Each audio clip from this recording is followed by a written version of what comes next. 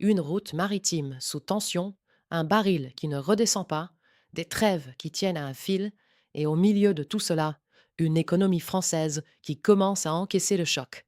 C'est cette semaine que les ondes de l'extérieur ont rejoint les portefeuilles de l'intérieur, et c'est cette jonction que cette revue va essayer de déchiffrer. Bienvenue sur cette vidéo. Aujourd'hui, on prend le temps de poser les faits, de les ordonner, de regarder ce qu'ils dessinent une fois mis bout à bout. Avant d'entrer dans le vif du sujet, si vous souhaitez soutenir ce travail de recherche et de mise en contexte, abonnez-vous à la chaîne. Cette semaine, on va commencer par traverser le bras de fer entre les États-Unis et l'Iran autour du détroit d'Ormuz, puis s'arrêter sur la facture énergétique que cette crise envoie à la France, avant de regarder de près la trêve fragile au Liban, puis le basculement politique en Hongrie, les pertes massives annoncées par Stellantis, la cyberattaque qui a frappé l'Agence nationale des titres sécurisés, l'entrée en vigueur de la facturation électronique obligatoire, et enfin le voyage du pape Léon XIV en Afrique. Premier sujet de cette revue. Le dimanche 19 avril 2026, un destroyer américain neutralise un cargo iranien après un refus d'obtempérer. Puis le navire est abordé par des soldats américains. 3 jours plus tard, le mardi 21 avril, Donald Trump annonce sur le réseau Truth Social, je le cite, une prolongation de la trêve s'inédiée, le temps que Téhéran soumette une proposition de paix. Le lendemain, les gardiens de la révolution iranienne saisissent et redirigent 2 porte-conteneurs dans leurs eaux territoriales. Pour replacer ces faits, il faut se souvenir que le cessez-le-feu de 2 semaines, entamé le 8 avril 2026, arrivait à échéance précisément le mercredi 22 avril. L'Iran a décliné l'invitation aux négociations prévues à Islamabad. Au Pakistan, les États-Unis affirment que l'Iran a violé le cessez-le-feu, tandis que l'Iran affirme l'inverse. Et pendant ce temps, le blocus des ports iraniens est maintenu. Ce que la séquence des événements montre directement, c'est que la trêve et le blocus ne sont pas traités au même niveau. Trump prolonge l'arrêt des frappes, mais maintient l'asphyxie économique quotidienne. Le Wall Street Journal cite une projection des pertes à 400 millions de dollars par jour pour l'Iran. Ce que ces éléments semblent indiquer, c'est que l'on est dans une stratégie de pression graduée, où chaque incident maritime peut être instrumentalisé par les deux camps pour accuser l'autre de rompre la trêve. L'ambassadeur iranien à l'ONU pose d'ailleurs sa condition explicitement, en disant « Dès qu'ils arrêteront le blocus, la prochaine session de négociation aura lieu à Islamabad ». De son côté, Donald Trump déclare « Ils n'ont pas de marine, ils n'ont pas d'armée de l'air, ils n'ont pas de dirigeants ». Cette phrase n'est pas anodine. Elle prépare l'opinion à une éventuelle reprise des bombardements en délégitimant l'interlocuteur. Le baril de Brent, lui, reste stabilisé au-dessus de 100 dollars, ce qui traduit ce que les marchés appellent un prix de la peur. Ce qu'il faudra surveiller dans les semaines à venir, c'est la capacité du pouvoir iranien à présenter une proposition unifiée. Plus les factions internes apparaîtront divisées, plus la responsabilité d'un retour à la guerre pèsera sur Téhéran, et plus la fenêtre diplomatique pourra se refermer. Et c'est exactement ici que le fil se tend. Parce qu'un baril stabilisé au-dessus de 100 dollars, ce n'est pas seulement un chiffre sur un écran de marché. C'est une équation qui se transmet, en quelques jours, jusqu'aux pompes à essence des grandes routes françaises, jusqu'au comité d'alerte budgétaire de Bercy, et jusqu'aux factures du secteur de la pêche. La géopolitique d'Ormuz devient, de fait, d'une politique économique intérieure. C'est ce passage que nous allons regarder maintenant. Le prix du baril de Brent a augmenté de 50% depuis fin février 2026. À la pompe, cela se traduit par une hausse de 15 à 25 centimes pour l'essence et de 30 à 50 centimes pour le diesel. Face à cela, le gouvernement a annoncé un dispositif d'accompagnement pour 3 millions de grands rouleurs, sous la forme d'une réduction de 20 centimes par litre. L'aide au secteur de la pêche est également renforcée, portée entre 30 et 35 centimes par litre contre 20 centimes auparavant. Pour replacer ces chiffres dans la temporalité plus longue, il faut comprendre que le ministre de l'économie, Roland Lescure, estime l'impact de la guerre en Iran sur l'économie française entre 4 et 6 milliards d'euros. Ce chiffrage agrège plusieurs canaux, le coût de la dette, le soutien budgétaire aux ménages et aux secteurs exposés, et les effets sur la croissance. Le mardi 21 avril, le gouvernement a réuni un comité d'alerte des finances publiques. Les chiffres de cette semaine sont sans ambiguïté. Roland Lescure a précisé que le seuil d'éligibilité pour les grands rouleurs est fixé à 15 km du domicile, ou 8000 km parcourus par an pour usage professionnel. Ce que ces éléments semblent indiquer, c'est que le gouvernement bascule d'une logique de communication rassurante vers une logique de gestion de crise budgétaire. La convocation d'un comité d'alerte n'est jamais un geste neutre. Elle signale que la trajectoire budgétaire votée initialement risque de ne pas tenir. Ce qu'il faudra surveiller, c'est la suite parlementaire. Plusieurs groupes d'opposition, dont la France insoumise et le Rassemblement national, demandent un projet de loi de finances rectificative. La bataille politique qui s'ouvre porte autant sur l'ampleur des aides que sur le récit de la gestion de crise. On reste un instant dans cette zone de turbulence géopolitique avant de basculer vers les terrains européens et institutionnels. Autre sujet de la semaine. On reste au Moyen-Orient, mais on glisse du dossier iranien au dossier libanais, qui partage avec lui une fragilité commune, celle des trêves qui tiennent à un fil. Le vendredi 24 avril 2026, Donald Trump annonce une trêve de 3 semaines au Liban. Le même jour, des frappes israéliennes sur un village du sud Liban causent 2 morts. Pour la France, la semaine est lourde. Le sergent-chef Florian Montorio est décédé le samedi 18 avril lors d'une opération de déminage. Et le caporal-chef Anissé Girardin est décédé le mercredi 22 avril des suites de blessures reçues le samedi précédent. Les 2 militaires étaient engagés au sein de la Force intérimaire des Nations Unies au Liban, la FINUL. À cela s'ajoute une mesure plus discrète mais significative: la confiscation des smartphones pour les équipages techniques et mécaniciens de l'armée de l'air israélienne. Pour replacer ces faits, il faut rappeler qu'un accord de trêve négocié sous l'égide des États-Unis est entré en vigueur le vendredi 17 avril 2026. Les pourparlers entre Israël et le Liban devaient débuter le jeudi 23 avril à Washington. Le choix de Washington formalise la centralité américaine dans la médiation, au détriment d'une approche multilatérale. Ce sujet est plus difficile à lire que le précédent, parce qu'il superpose plusieurs lignes de tension. Emmanuel Macron a déclaré: tout laisse à penser que la responsabilité de cette attaque incombe au Hezbollah. Le président libanais Joseph Aoun a répondu sur un autre registre, en affirmant: il n'y aura pas d'accord qui enfreigne nos droits nationaux. Et l'ambassadeur israélien aux États-Unis a exprimé le souhait, je cite, de garder les Français le plus loin possible de tout, mais surtout lorsqu'il s'agit de négociations de paix. Ce que ces éléments semblent indiquer, c'est une trêve réelle dans son principe, mais fragile dans son exécution. Une trêve ne signifie pas l'arrêt total des violences. Elle dépend de la discipline d'une multiplicité d'acteurs: armées régulières, milices, Hezbollah, groupes locaux. La confiscation des téléphones côté israélien suggère par ailleurs que l'état-major redoute soit l'espionnage, soit des indiscrétions politiquement coûteuses. Ce qu'il faudra surveiller, c'est la trajectoire des pourparlers de Washington. La position française, fragilisée par les réserves israéliennes, devra trouver son utilité ailleurs, peut-être dans la sécurisation du terrain via la FINUL, peut-être dans le canal européen. Et une question reste ouverte: celle de savoir si une trêve de 3 semaines suffit à enclencher quelque chose de durable ou si elle ne fait que reporter le moment de vérité. On change maintenant de continent et de matériaux. On quitte les zones de feu pour rentrer sur le terrain politique européen, où la semaine a vu un basculement d'une autre nature, moins violent, mais structurellement profond. Le 12 avril 2026, le parti TISA de Péter Magyar a remporté les élections législatives en Hongrie avec 141 sièges sur 199.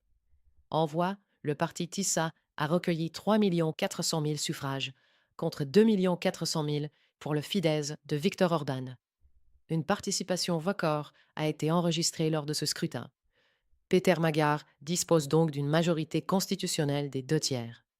Pour replacer ce résultat, il faut comprendre ce que cette majorité permet.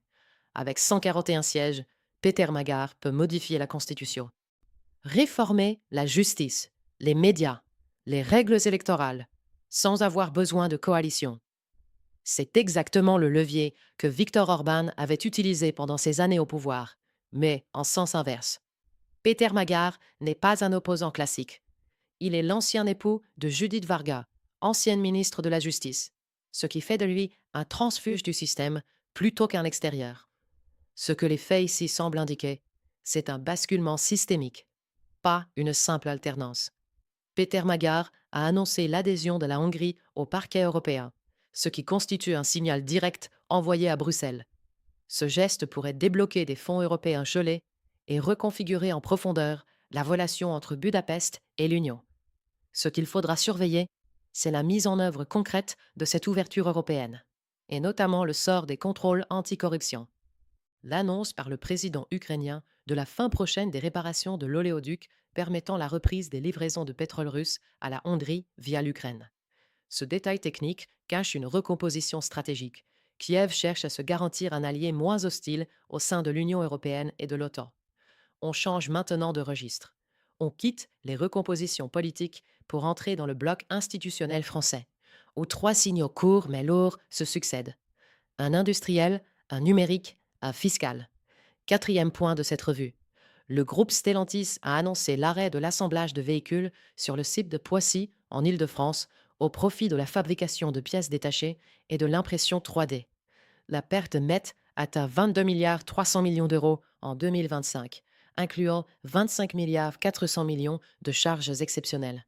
Dans le même temps, les livraisons ont progressé de 12% au premier trimestre 2026, avec 1 400 000 véhicules. Le taux de charge des usines européennes est estimé à 50%.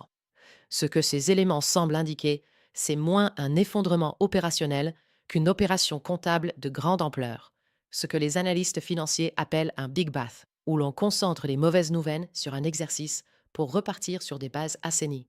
La hausse des livraisons confirme que la demande client n'est pas en chute libre. Le problème est ailleurs, dans la rentabilité par véhicule, les surcapacités industrielles et les investissements mal calibrés sur l'électrique. Ce qu'il faudra surveiller, c'est le double rendez-vous calendaire. Les résultats trimestriels du 30 avril 2026, puis la présentation du nouveau plan stratégique par Antonio Filosa le 21 mai à Détroit. Le mercredi 15 avril 2026, une cyberattaque a frappé l'Agence nationale des titres sécurisés, l'ANDS. 11 700 000 comptes particuliers et professionnels sont potentiellement compromis. Les informations dérobées comprennent les noms, les prénoms, les adresses postales, les dates de naissance, les adresses électroniques et les identifiants. L'incident a été rendu public le lundi 20 avril. Pour replacer cet événement, il faut rappeler qu'en 2025, les données de 36 millions de personnes avaient déjà été compromises via France Travail. Ce que ces éléments semblent indiquer, c'est une vulnérabilité systémique plutôt qu'un incident isolé. Les données dérobées suffisent à monter des arnaques très crédibles. Faux mails de renouvellement de carte d'identité, faux courriers de permis, en utilisant des informations exactes sur la personne. Ce qu'il faudra surveiller, c'est l'avancée de l'enquête judiciaire confiée à l'Office anti-cybercriminalité et les conclusions de l'Inspection générale de l'administration. On reste dans le bloc institutionnel français, mais on passe d'une faille subie à une réforme programmée. Septième sujet. Les signaux ici sont moins directs, mais leur portée concrète mérite d'être posée. Le 1er septembre 2026, l'obligation de facturation électronique entre en vigueur en France. La mesure est applicable à toutes les transactions interentreprises assujetties à la TVA, y compris pour les micro-entrepreneurs, les TPE et les PME. Chaque entreprise concernée devra choisir une plateforme de réception agréée par la Direction générale des finances publiques. Pour replacer cette mesure, il faut savoir qu'elle découle d'un décret pris en 2024. L'objectif principal n'est pas la simple dématérialisation, mais la lutte contre la fraude à la TVA, en rendant plus difficile la dissimulation de factures et en permettant un suivi quasi en temps réel des flux. Ce que ces éléments semblent indiquer, c'est un changement de doctrine fiscale plus qu'une évolution administrative. Les plus petites structures, celles qui utilisent encore des factures papier ou des outils très artisanaux, seront les plus exposées au choc de transition. Ce qu'il faudra surveiller, c'est la communication de l'administration sur la période de transition, tolérance pédagogique ou application stricte dès le 1er septembre. On laisse maintenant retomber la densité administrative. La semaine s'est aussi écrite sur un autre tempo, plus lent, plus large, celui d'un voyage qui a traversé 4 pays et un continent entier. Du 13 au 23 avril 2026, le pape Léon XIV a effectué un voyage pontifical couvrant 4 pays, l'Algérie, le Cameroun, l'Angola et la Guinée équatoriale. Il a notamment visité la communauté catholique algérienne estimé à 8 000 personnes, et célébrer une messe en plein air à Damenda, au Cameroun, suite à un cessez-le-feu de 3 jours annoncé par des séparatistes. Pour replacer ce voyage, il faut rappeler que le continent africain représente un cinquième des catholiques mondiaux. Le choix des pays visités combine des contextes très différents. Une minorité catholique en pays à majorité musulmane, un pays marqué par les conflits internes, et deux États où les ressources naturelles posent des enjeux de corruption et d'inégalité. Cette combinaison permet d'aborder à la fois la liberté religieuse, la paix civile et la justice sociale. Au Cameroun, Léon XIV a lancé: Je vous invite avant tout à reprendre par un désir ardent de servir votre pays. Ce que ces éléments semblent indiquer, c'est un repositionnement stratégique du Vatican vers le sud, là où la dynamique démographique du catholicisme se déplace. Le cessez-le-feu ponctuel obtenu à Bamenda ne règle pas le conflit camerounais, mais il pose un précédent, celui d'un cadre religieux capable de suspendre temporairement la violence. Ce qu'il faudra surveiller, c'est la possibilité d'un voyage du pape en France, à Paris et à Lourdes en septembre 2026.